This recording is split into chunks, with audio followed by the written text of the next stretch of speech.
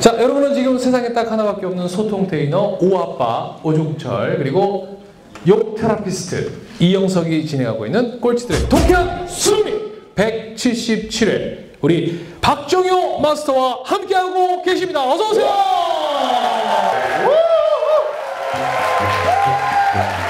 세 번째가 어떻게 보면은 이제 관계입니다. 네, 여러분이 살면서 누구 힘들 때 믿고 기댈 수 있는 사람이 있느냐 없느냐도 분명히 중요하고요. 그리고 여러분의 긍정 정서를 같이 경험할 수 있는 사람이 있느냐 없느냐도 행복한 사람의 중요한 특징으로 나타납니다. 그리고 네 번째가 이제 의미고요. 여러분들 이제 어떤 사람들을 뭐 봉사활동 많이 하시는 분들 한번 보시면요, 보기 되게 힘들어요. 근데 그분들은 행복하다라고 이야기합니다. 삶에 자기보다 더 큰 존재나 이런 조직을 위해서 기여하는 사람들도 나는 행복하다라고 이야기합니다. 그럼 마지막에 여러분들 잘 아시는 걸 겁니다. 성취도 행복의 중요한 요소로 이야기를 하고 있고요. 여러분의 어떤 목표를 잡고 여기에 대해서 끊임없이 노력하고 나가는 사람들도 성취감을 경험하면서 행복을 경험합니다. 이 5가지를 보통 이야기를 하고 있고요. 네. 그러면 지금 얘기하고 계시는 그 연구 과제라든지 뭐 하고 계시는 그런 커리큘럼들 이런 교육 과정들이 그럼 이 5가지를 만족시켜주기 위해서 다 이렇게 구성이 되어 있나요? 네, 일부 각 요소마다 어떻게 보면은 사람들이 한번 생각해 봐야 될 저희는 이제 주제라고 제시를 드리고 있고요. 그러니까 저는 여기 한 200분 계시더라도 나름대로 행복을 다 추구를 하고 있다고 생각을 합니다. 당연히 행복을 추구 안 하시는 분은 없으실 것 같고요. 아마 이 5가지 하나 정도 들어가실 것 같아요.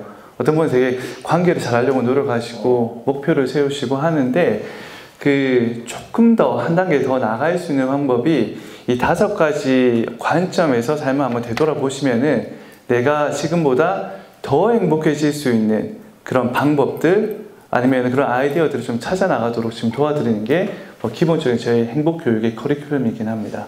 인생 디자인에도 뭐 어떤 기법이 있는 겁니까? 저는 인생 디자인은 그 기법보다는 마인드가 좀 쉽게 마음가짐인 것 같습니다. 네, 내가 인생 디자인, 내가 쉽게 얘기하면은 물론 디자인이지만 삶을 설계를 합니다. 여러분 어떻게 보면은 오늘 남은 일정도 아마 설계를 하셔야 되고요. 그리고 내일, 그리고 1년, 뭐 10년으로도 계속 설계를 해 나갑니다. 네, 저희가 보는 관점은 그 누군가가 설계해 준 삶이 있고요. 그리고 내가 설계하는 삶이 있습니다.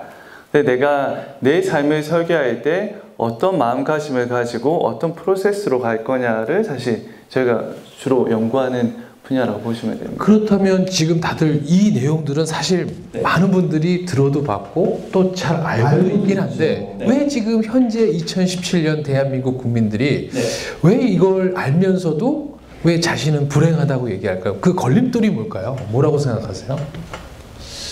걸림돌요? 아마 자기한테 맞는 방법을 못 찾으셔서 그런 것도 있다라고 생각이 되고요.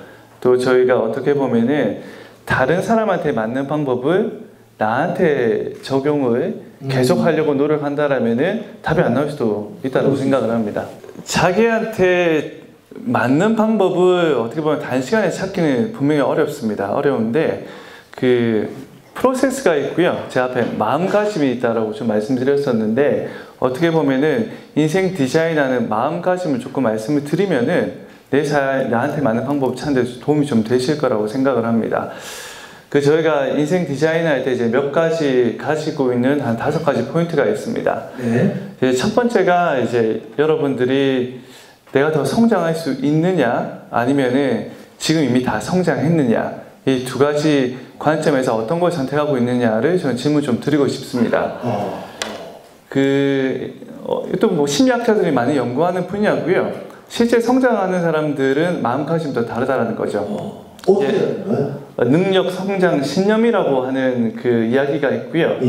그리고 나의 능력은 고정되어져 있다라는 마음가짐이 있습니다. 그러면은 어떤 경우에는 여러분들이 지금 여기도 마찬가지인 것 같습니다. 그냥 듣는 게 좋으신 분도 있고요. 내가 여기서 듣고 난 조금 더 성장할 수 있다는 믿음이 있는 분이 있으실 것 같습니다. 결국 성장에 대한 믿음이 있느냐, 신념이 있느냐, 없느냐가 어떻게 보면 인생 디자인의 첫 번째 출발점이라고 보시면 될 것 같고요. 그리고 이제 두 번째가 여러분 삶은 더 행복해질 수 있다라는 부분이 있습니다. 그래서 앞에 제가 얘기 드렸던 이제 마틴 셀리그만이 이야기하는 그런 페르만 모델도 단순히 내가 행복을 쫓아가는 게 아니고요.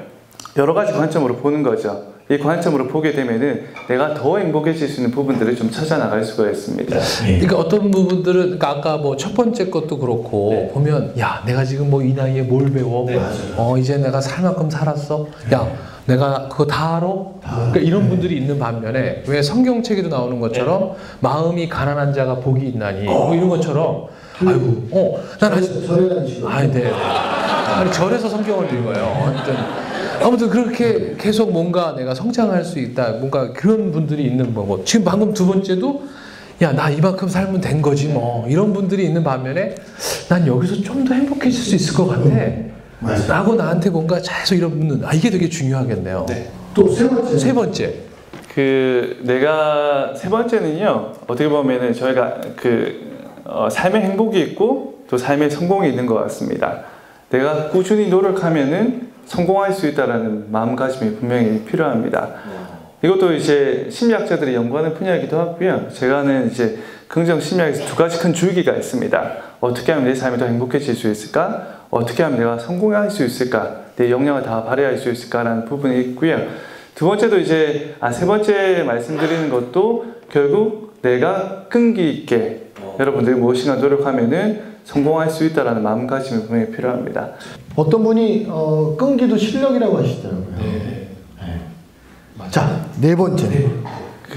사실 세 번째 제가 세 가지 이야기한 게 심리학자들이 하는 이야기고요. 세 가지가 여러분 성장할 수 있다는 신념과 더 행복해질 수 있다. 내가 끈기 있게 노력하면 여러분 성공할 수 있다는 게 세 가지를 이야기를 합니다. 근데 이제 여러분 주위에 보시면요. 행복한 사람, 성공한 사람 어떻게 보면은 원래 그렇게 타고났다라고 생각할 수도 있습니다. 저 사람 원래 끈기가 있는 거야.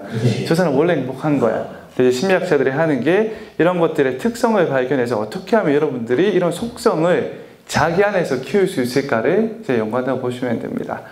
네 번째, 다섯 번째 분야는요. 제가 하는 분야에서 이제 학자들이 이런 거 연구하다 보니까 지식은 있어요. 이론도 있고요.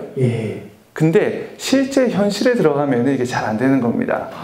그러니까 연구를 해보고 이거 분명히 속성이 나오는데 현실로 돌아가면은 실제 실천은 잘 안 해요.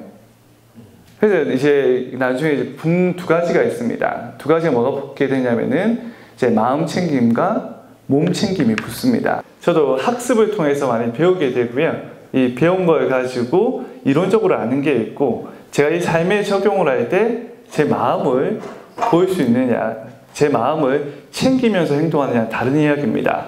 그래서 마음 챙김이라는 분야가 심리학이랑 상당히 결합되고 있는 게 해외에서도 하나의 트렌드로 자리 잡고 있고요. 또 다섯 번째가 아무리 내가 마음을 챙기고 내가 어떻게 하면 인생을 디자인하는지 알더라도요. 내 몸이 힘들면요. 이게 또 실천하기가 힘듭니다. 그래서 기본적으로 여러분들의 건강이라든지 운동을 하고 이런 것들이 어떻게 보면 이런 것들을 현실화시키는데 아주 중요한 마음가짐이라고 보시면 될 것 같습니다. 그러면 아까 말씀한 것처럼 꾸준히 노력한다고 하셨는데 사실은 사람이 부정적이었다가 긍정되는 건 많은 노력이 필요하지만 긍정적이었다가 부정적으로 하는 건 금방 한 방에 갈 수 있잖아요. 그럴 수 있죠. 그러면 부정적인 사람들이 가진 또 공통점도 있을 것 같아요. 아마 여기 계신 분들 중에서요. 부정적인 사람도 있고 긍정적인 사람도 있을 것 같습니다. 근데 항상 부정적인 사람도 있고요. 항상 긍정적인 사람은 약간 좀 특이칩니다. 양쪽에 분명히 있는 사람이고요. 그래서 저 사람은 되게 비관주의자야. 되게 맹목적인 낙관주의자야. 이런 부분들 저희 좀 제외를 하고 여기 계신 분들은 일생에서 왔다 갔다 하실 것 같습니다. 그죠? 어떤 때는 내가 그러면 이제 부정적인 사람들의 특성들이 있고요.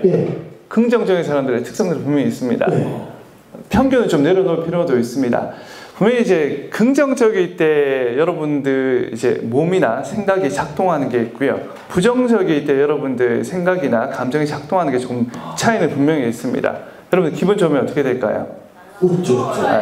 그래서 기분 좋으면은 심리학자들은 그럽니다. 긍정적으로 여러분들 끌어올리면요. 어떻게 보면 창의성이 되게 확 올라가게 되고요.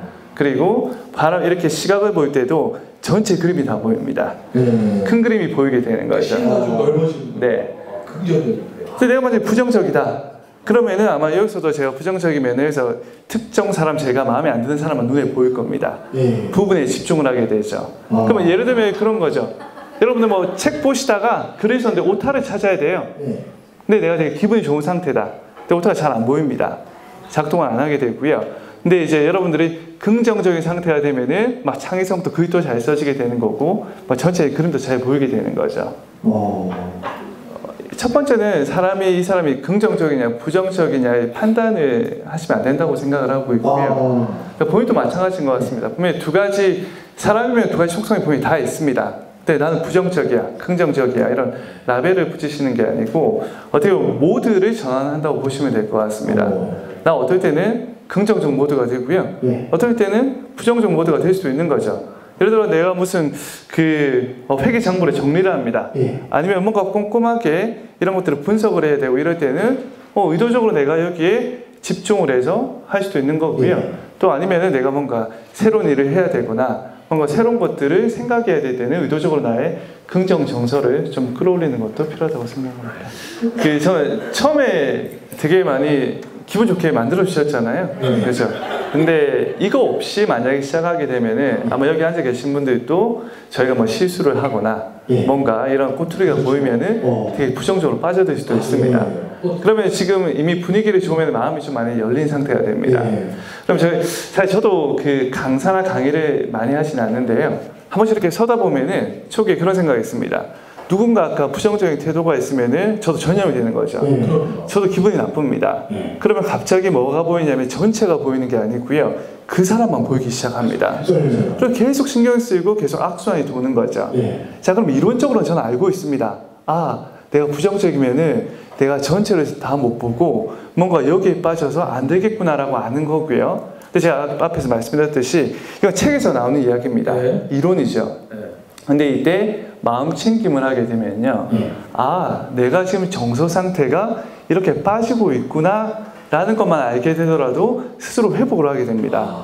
그러지 말아야지. 나는 기분 좋게 오늘 이 사람들하고 같은 시간을 보내야지. 이렇게 제가 모드를 전환할 수 있게 된다는 겁니다. 그래서 앞에서 말씀드렸던 게 한 가지는 이론이라는 게 설명을 해줍니다. 내가 어떻게 내 몸이나 머리나 생각이 작동하는 거 이론을 제시를 하는데 현실에 들어가려면요.